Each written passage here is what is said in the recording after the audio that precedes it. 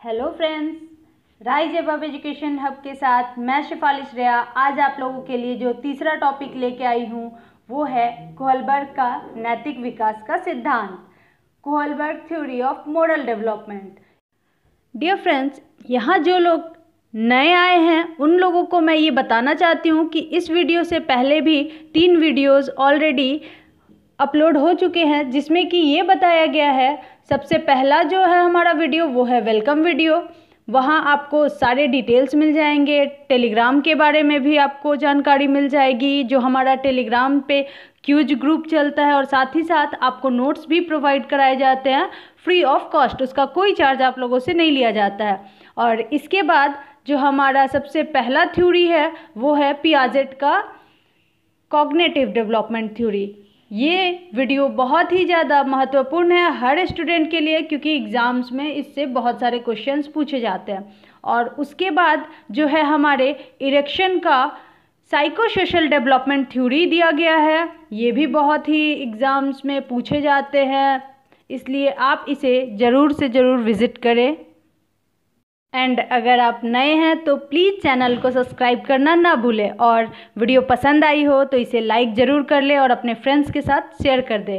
तो अब हम ज़्यादा टाइम वेस्ट ना करते हुए चलिए अपने टॉपिक पे चलते हैं। थ्योरी को जानने से पहले आप कुछ लॉरेंस कोहलबर्ग जी के बारे में इम्पॉर्टेंट पॉइंट्स को जान ले, जो कि बहुत ही ज़्यादा ज़रूरी होता है। लॉरेंस कोहलबर्ग अमेरिका के एक मनोवैज्ञानिक थे जिनकी नैतिक विकास के चरण बहुत ही प्रसिद्ध हुए। वे शिकागो विश्वविद्यालय के मनोविज्ञान विभाग में तथा हार्वर्ड विश्वविद्यालय से ग्रेजुएट स्कूल में प्रोफेसर थे। कोहलबर्ग का जन्म 25 अक्टूबर 1927 बोर्नेक्सविले, न्यूयॉर्क, संयुक्त राष्ट्र अमेरिका में हुआ तथा उनकी मृत्यु 19 जनवरी 1987 विंथ्रोप, मैसाचुसेट्स, संयुक्त राष्ट्र अमेरिका में हुआ। उनकी जो राष्ट्रीयता थी वो भी अमेरिकी ही थी तथा वो मशहूर अपने नैतिक विकास के सिद्धांत के कारण हुए। और उनकी पत्नी का नाम लुइस स्टीनबर्ग था, जिनसे उनका विवाह 1955 में हुआ था। और ऑलवेज आप एग्जाम्स में देखते हैं ये क्वेश्चन हमेशा पूछा जाता है, the psychology of moral development किसने लिखी है? तो यह पुस्तक लॉरेंस कोहलबर्ग की है और इन्होंने ही इस पुस्तक को लिखा है। तो डियर फ्रेंड्स, अब हम चलते हैं अपने थ्योरी के तरफ, Kohlberg theory of moral development. Kohlberg ने मोरल डिलेमा यानी नैतिक दुविधा से संबंधित अपना सिद्धांत दिया है, और कोहलबर्ग ने 10 से 16 वर्ष तक की आयु के बच्चों के सम्मुख नैतिक दुविधा यानी मोरल डिलेमा से संबंधित कहानियों को प्रस्तुत किया तथा कहानी सुनने के बाद बच्चों का इंटरव्यू यानी साक्षात्कार लिया।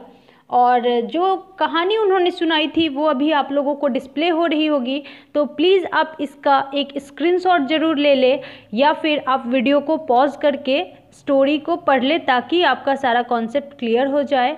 और अब हम चलेंगे कि ये जो स्टोरी है ये सुनाने के बाद इस साक्षात्कार से प्राप्त सूचनाओं का विश्लेषण करके कोहलबर्ग ने जो हमें उनकी प्रमुख अवस्थाएं बताई हैं वो 3 स्तर बताई हैं, और इन 3 प्रमुख स्तरों के 6 उप स्तरों यानी कि सोपानों में उन्होंने विभक्त किया है, जिसे हम एक एक करके समझेंगे। तो सबसे पहले तो इनका नाम जान लेते हैं। तो अभी आप लोगों को डिस्प्ले हो रहा होगा इन सभी का नाम। सबसे पहली जो अवस्था है वो है प्री कन्वेंशनल लेवल, और इसके 2 सब पार्ट होते हैं। जो सबसे पहले आता है वो है stage of order and punishment का, और जो दूसरा सब पार्ट है वो है स्टेज ऑफ ईगो। देन हमारा जो सेकेंड पार्ट है वो है कन्वेंशनल लेवल, और इसके भी 2 सब पार्ट्स हैं, stage of appearance and second है stage of respect for social system. And जो हमारा थर्ड पार्ट है वो है पोस्ट कन्वेंशनल लेवल, और इसके भी 2 सब पार्ट्स हैं जो कि हैं stage of social contract and stage of conscience. अब हम तीनों पार्ट्स के बारे में एक एक करके जानते हैं। तो सबसे पहले जो आता है हमारा पूर्व परंपरागत स्तर, वो 4 से 9 वर्ष तक का होता है, और इसे हम इंग्लिश में प्री कन्वेंशनल लेवल भी कहते हैं। इसमें व्यक्ति ये सोचने लगता है कि जो व्यक्ति अपने लाभ के बारे में सोचता है और हानि के बारे में नहीं, जो भी करता है केवल अपना ही लाभ देखता है। जहाँ उसका लाभ होता है बस वही सोचता है और वही करता है। इस एज में बालक जो है वो 4 से 9 वर्ष तक के होते हैं और इस एज में जो मोटिवेशन एंड कंट्रोल्स होते हैं वो 2 होते हैं और दोनों ही आउटसाइडर होते हैं। तो वैसा आपको ग्राफ दिख रहा होगा और इसके बाद हम बात करते हैं इसके उपभागों की। तो इस एज में बालक के 2 उपभाग में विभाजित किए गए हैं। जो सबसे पहले आता है वो आज्ञा एवं दंड की अवस्था होती है, stage of order and punishment. इसमें कोहलबर्ग के अनुसार इस अवस्था में बच्चे का चिंतन दंड से प्रभावित होता है। परिवार में सभी सदस्य बच्चे को कुछ कार्य करने का आदेश देते हैं या फिर हमेशा ही आदेश देते रहते हैं। इन आदेशों को अगर बच्चे पालन नहीं करते हैं तो उन्हें दंडित किया जाता है। इसलिए बच्चा यह सोचता है कि दंड का पालन करना अनिवार्य है।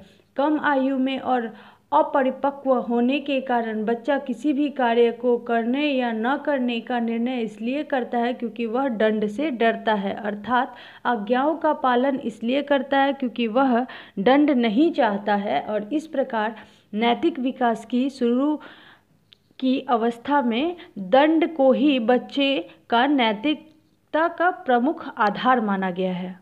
जो है वो है स्टेज ऑफ ईगो का, और इस अवस्था में आकर बच्चे के चिंतन का स्वरूप जो है वो बदल जाता है। जैसे जैसे बच्चे की आयु बढ़ती है वैसे वैसे वो परिपक्व होने लगता है। तब वह अपनी इच्छाओं और आवश्यकताओं को सोचने समझने लगता है और उसके द्वारा उसकी इच्छाएं पूरी हो जाती हैं। यदि उसका कोई उद्देश्य झूठ बोलने से पूरा होता है तो वह झूठ बोलता है, और अगर भूख लगी है तो वह चुरा कर कुछ खा लेता है। तो इन क्रियाओं को नैतिक ही समझता है। नैतिक विकास की इस अवस्था का आधार बालक का ईगो होता है। पूर्व परंपरागत अवस्था के बाद अब हम बात करेंगे परंपरागत स्तर यानी कि कन्वेंशनल लेवल की। यह जो अवस्था है 9 से 12 वर्ष तक की होती है तथा इसमें मोटिवेशन जो है वो इनसाइड तथा कंट्रोल आउटसाइड होता है। इस अवस्था में बालक परंपरागत नियम एवं सामाजिक नियम के दायित्वों को पूरा करने में रुचि दिखाते हैं। बालक सामाजिक अपेक्षा, पारिवारिक अपेक्षा तथा राष्ट्र की अपेक्षा को पूरा करने में रुचि दिखाने लगते हैं। और इस स्तर को भी 2 उपभागों में बांटा गया है। जो उसकी पहली उप अवस्था है वो है प्रशंसा की अवस्था, और जो दूसरी है वो है सामाजिक व्यवस्था के प्रति सम्मान की अवस्था। तो चलिए हम पहले जान लेते हैं अपने पहले जो है उप अवस्था के बारे में, प्रशंसा की अवस्था यानी कि स्टेज ऑफ अपीयरेंस के बारे में। और इस अवस्था में बच्चे के द्वारा जो भी कार्य किया जाता है वह दूसरे लोगों के द्वारा प्रशंसा पाने के लिए करता है या किया जाता है।